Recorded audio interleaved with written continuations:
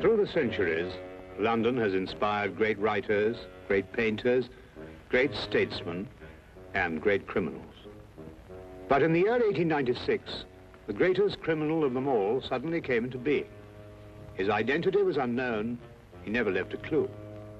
And all London waited breathlessly as he struck again and again with sheer audacity and terrifying brilliance.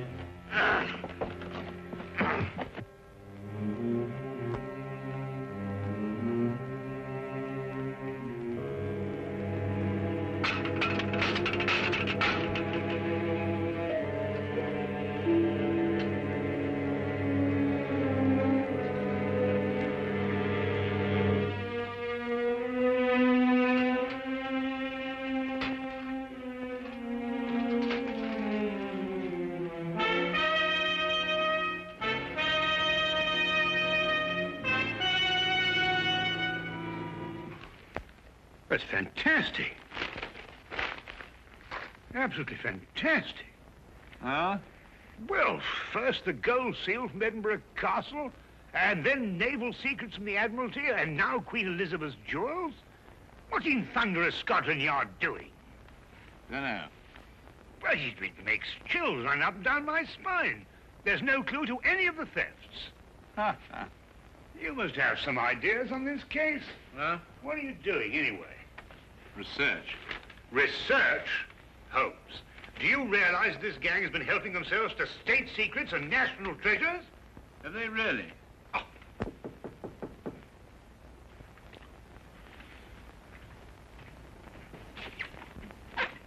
Oh, hello, Inspector. Come on in. Good morning, Dr. Watson. Is Holmes in? Yes, he is, but our communications seem to be faulty. Oh. There you are, Holmes. Oh, good morning, Lestrade. You're up early. Well, you'd be up early, too, if every government official in London were breathing down the back of your neck. Yes, I must say that would make sleep rather difficult, wouldn't it? Holmes, I'll come straight to the point. I need your help.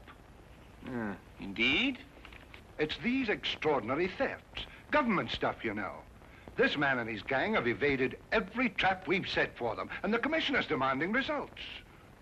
I gather that your position is somewhat precarious and you wish to secure it, eh?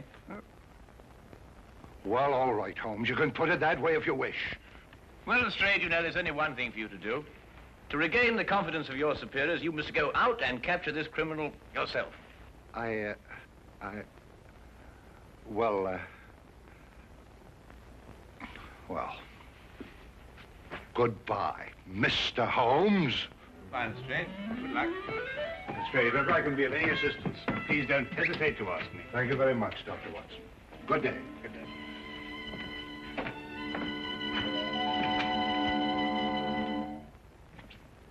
How could you do that to him?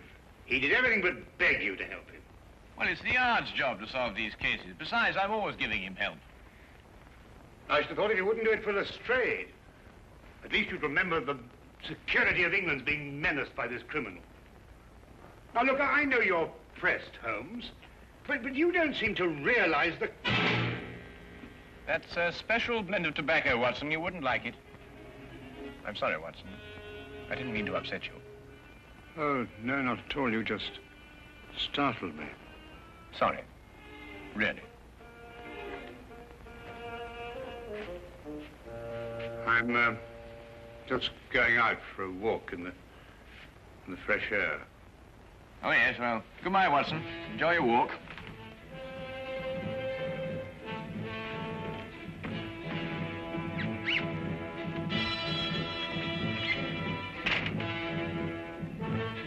Certainly, Holmes's erratic behavior was enough to set my nerves on edge. But now, suddenly, I was far more than upset, for I had seen something in that humidor. At least, I thought I'd seen something. Perhaps it was my imagination, my nerves. But I could have sworn that mixed with the tobacco in the humidor was a diamond necklace.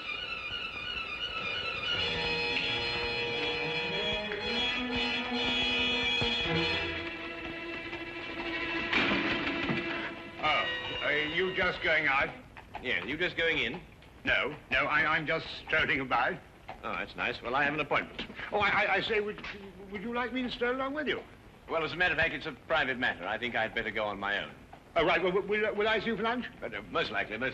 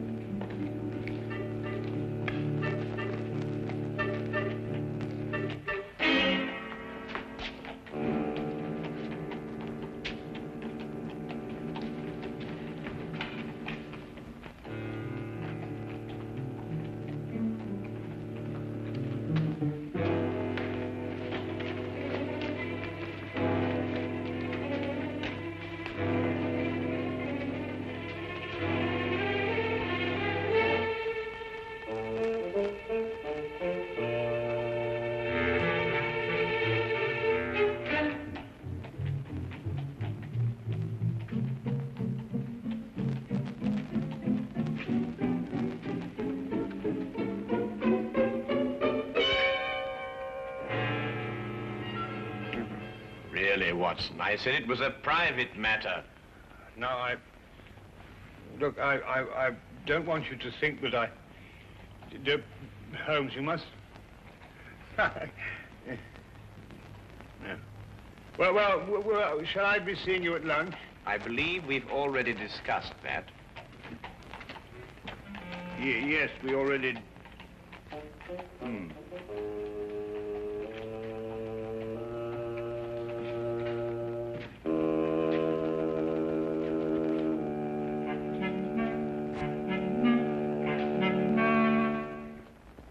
When Holmes returned, he was kind enough to let the morning affair be forgotten, or apparently forgotten. Thank you, Watson. And I hope you won't mind if I take my cup over to the desk. I have a few things to look over. No, of course, my dear chap, do, please. His only reference to it was his remark about another private appointment that afternoon. I felt he gave a bit of undue emphasis on the word private. As for me, as terrible as the morning experience had been, it actually stressed the importance of continuing my investigation. One other thing was also made quite clear. I realized that if one were to match wits with Sherlock Holmes, one could not employ ordinary methods.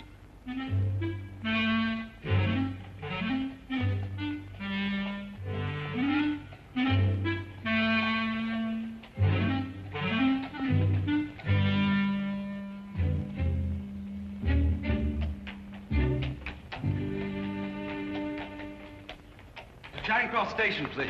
I'm sorry, sir, this cab's engaged. That's all right. I'll double your fee. I'm sorry, sir, this cab is not available.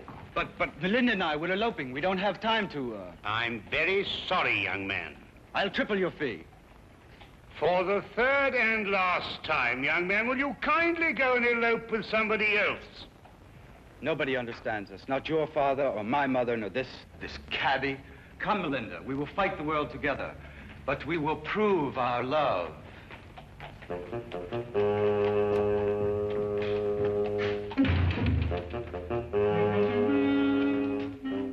Cabby?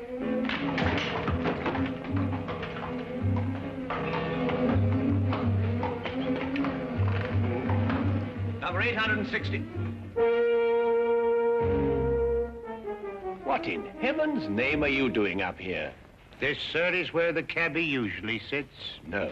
Really, Watson? I'm sorry, sir. I think you've made a mistake, sir. My name isn't... It's Sedgley, sir. Oh. Well, Sedgley, may I give you a word of advice? The corners of your beard are in dire need of repair. Most extraordinary behavior. Ah, here comes the legitimate carriage. Cabby!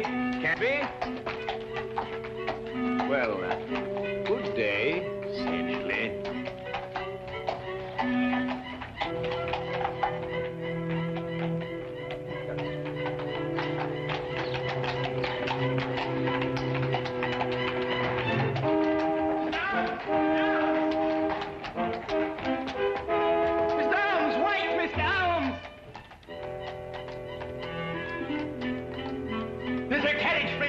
Yes, sir, yes. Good. I'd 16 Blake Street and get a move on. I gotta catch that gent what just took off. Get in, sir. 816 Blake Street. Right you are, sir. Right.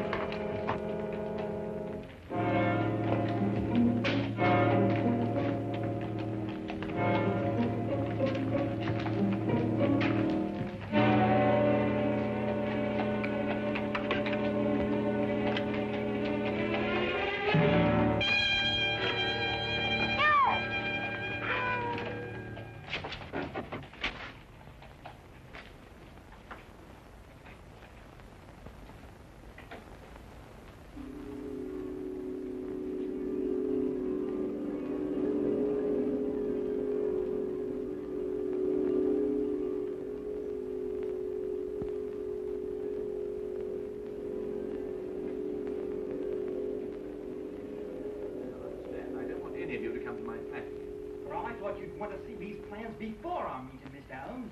Minor difficulties, nothing serious. Now, Miss Ames. Yes, Mr. Holmes? I want you to take 15 paces to the right and 10 to the left. You must all remember that the first requisite of being a good thief is capable planning. As the newspapers have said, we are the most successful thieves England has ever known.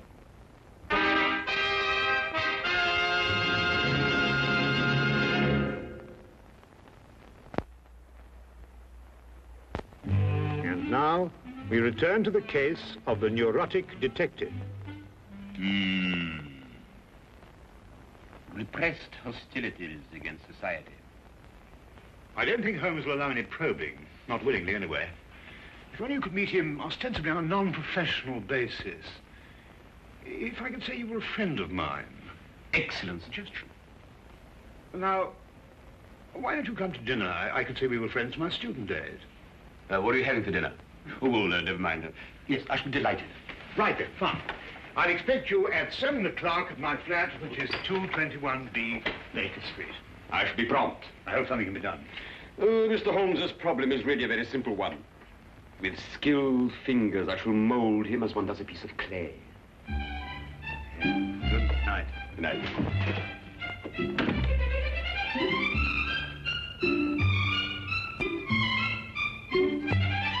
Ah, yes, the inner workings of the mind, Professor. Fascinating. It is amazing how many seemingly normal people are mentally disturbed. Now, take yourself, Mr. Holmes, as a purely hypothetical example. I imagine you might dream that the whole of London fails you. On the contrary, I sleep most soundly. Ah, but then there are all the little nervous habits, the idiosyncrasies. For instance, do you drum your fingers on the table? Do you ever pull the lobe of your left ear? Now, you know, it's interesting that you mention those things, Professor, because I've observed that you have 3 half-smoked cigars in your coat pocket, that your shoes have lifts in them to give you greater height, and that your fingernails are bitten down to the quick. Of course, hypothetically speaking, I suppose you're what one would call an erratic man. Observe the 3 half-smoked cigars. You're also a very vain man. Observe the lifts in your shoes. And more than that, you're a very, very insecure man. Observe the fingernails. I also observed that you've mangled 3 pieces of bread and that you've hacked your roast beef with a more than culinary vengeance. Offhand, and without prejudice, mark you, I'd say that you're suffering from some very deeply repressed hostilities against society. Yes, very deeply repressed indeed. Professor, where are you going? You must excuse me.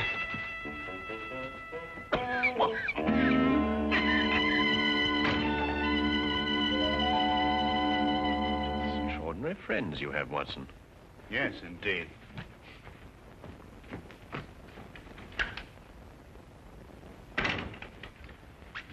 say he's completely disappeared. Oh, it's just as well anyway. I'm going to go out myself in a few minutes. Oh, really? Private matter? Oh, didn't I tell you, Watson? I've been invited to a reception in honor of the new Turkish ambassador. At the embassy?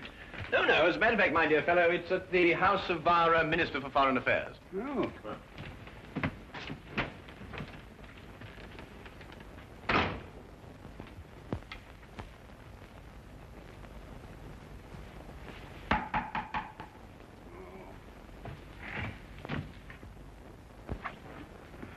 Good evening, Dr. Watson. Is Holmes in? I want to ask him a few questions. I'm so glad you came, Lestrade. You're the one man I wanted to see. Now, sit down, will you? Sit down. What's the matter? Now, Lestrade, I want you to promise me that what I'm going to tell you, you won't reveal till your dying day. The mood the commissioner's in, that may not be very long. I know who London's master thief is. Who? Holmes. Holmes? Holmes. Holmes! Shh. You're joking. I wish I were. Oh, but Holmes... I don't believe it. I can prove it. But that's not the point. The thing we've got to do is to stop Holmes, whisk him away and put him in a home somewhere. Yeah, but... Holmes? Oh, hello, Lestrade. I didn't know you were here. Oh, I, just happened to be in the neighborhood.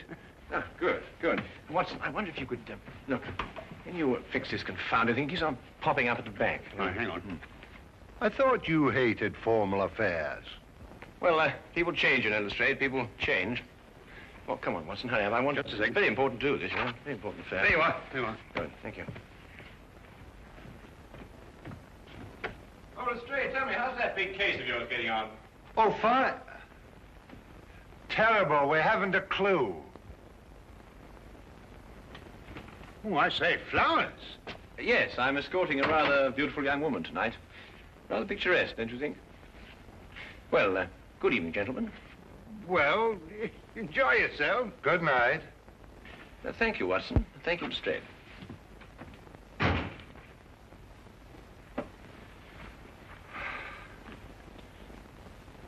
We knew what he was going to do.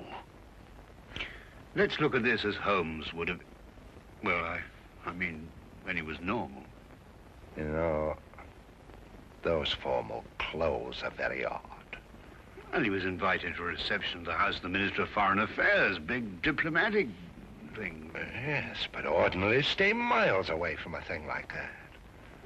Therefore, perhaps he has a special reason for going. Perhaps.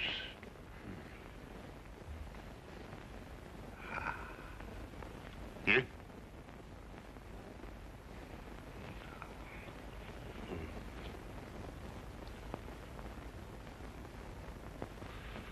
Official papers of state. Secret documents. In the minister's safe. Hurry, Watson. He won't slip away this time. You know, Lestrade, I've never been so unhappy in my life.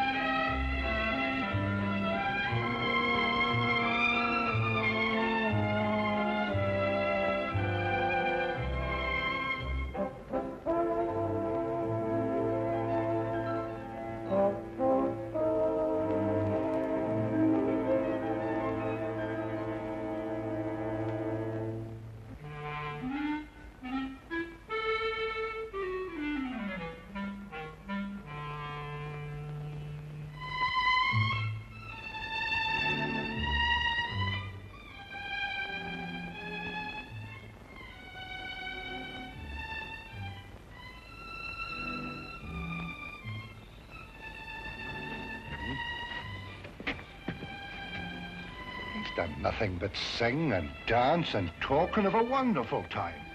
My feet are killing me. Where does the minister keep his safe? In his study.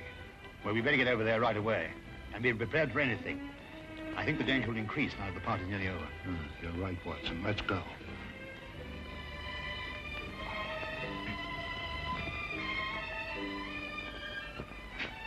Ah, Wilkins. I didn't see Mr. Holmes anywhere, sir. But his young lady left in a carriage, all by herself, sir. Yeah, no time to lose. Dr. Watson. Yeah? I want you to hide behind this curtain here. And, Wilkins, what's in here? It's a cupboard. I want you to stay in here and come out when you need it. Right, sir. I'm going to stay in the hall. We'll get Holmes no matter what he does. Right. Right.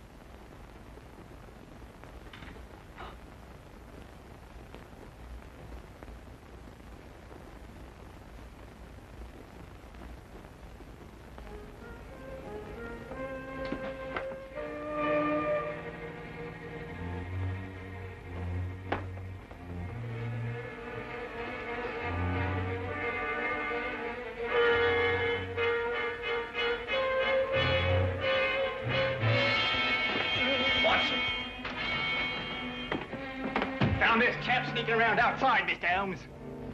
Good work, Toby. Now, look, Holmes, you don't know what you're doing. You're not well. You'll never get away with this, Holmes.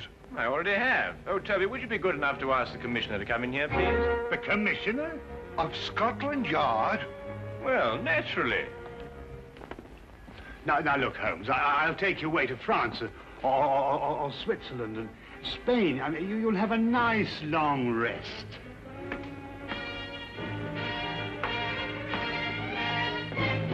There you are, Commissioner. Splendid work, Mr. Holmes, splendid. Commissioner, you too? What are you talking about, Lestrade? And put your hands down. You're not in any danger. Yes. Mr. Holmes, all Bristol owes you a tremendous debt of gratitude for this magnificent service. Service? Dangers? What on earth are you talking about? There had been a great deal of unrest in recent months regarding the adequacy of the measures employed to guard many of our national treasures and government secrets. It was discussed in the various ministries and at the Yard. It was finally decided that we would put ourselves to a test. Mr. Holmes was hired as a most worthy adversary to our security. The results were most enlightening. A far tighter security system has already been planned. Working for Scotland Yard? But Holmes, why didn't you tell me? Because the only true test could be obtained by keeping the utmost secrecy. Every personal reaction had to be genuine. The men from Scotland Yard were told nothing because they too were being tested. It was essential that everyone believe these thefts in order that the test could be accurate and worthwhile. And the reactions were most amazing at the Yard. And to think, Watson, you didn't trust me. Oh, I say, look here, Holmes. No, Holmes, really, you've got to listen to me, please. I mean, get my point of view. I mean, for all I knew, the whole British Empire was at stake. Well, yes, you have a point there. Come along, Sedgley. Oh, really, Holmes? Sedgley?